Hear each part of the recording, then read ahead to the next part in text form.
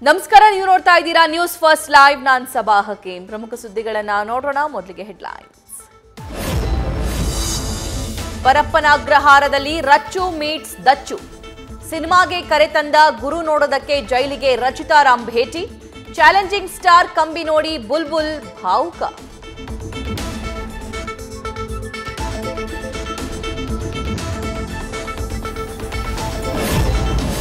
ಪವಿತ್ರ ಗೌಡ ಜಾಮೀನು ಅರ್ಜಿ ವಿಚಾರಣೆ ಮುಂದೂಡಿಕೆ. ಆಗಸ್ಟ್ 27ರವರೆಗೂ ಆರೋಪಿಗೆ ಜೈಲೇ ಗತಿ.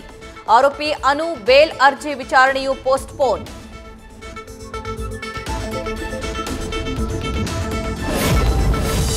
ದರ್ಶನ್ ಜೈಲಲ್ಲಿರೋದ್ರಿಂದ ಈ ವರ್ಷ ರಿಲೀಸ್ ಆಗಬೇಕಾಗಿದ್ದ ಡೆವಿಲ್ಗೆ ಸಂಕಷ್ಟ.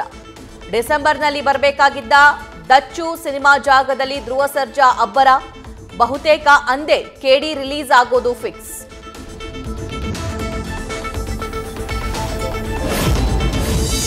ವಾಲ್ಮೀಕಿ ನಿಗಮದ ಬಹುಕೋಟಿ ಅವ್ಯವಹಾರ ಕೇಸ್ನಲ್ಲಿ ಬಿಗ್ ಡೆವಲಪ್ಮೆಂಟ್.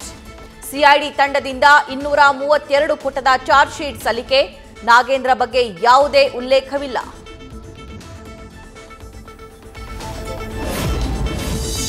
ನೂರು ಸಿದ್ದರಾಮಯ್ಯ ಬೇಕಿಲ್ಲ, ಒಬ್ಬ ಜಮೀರ್ನ ಫೇಸ್ ಮಾಡಿ. ಕುಮಾರಸ್ವಾಮಿ ವಿರುದ್ಧ ಸಚಿವ ಜಮೀರ್ ಅಹ್ಮದ್ ಖಾನ್ ವಾಗ್ದಾಳಿ. ನೀವು ಮೊದಲು ರಾಜೀನಾಮೆ ಕೊಡಬೇಕು ಅಂತ ಕೌಂಟರ್.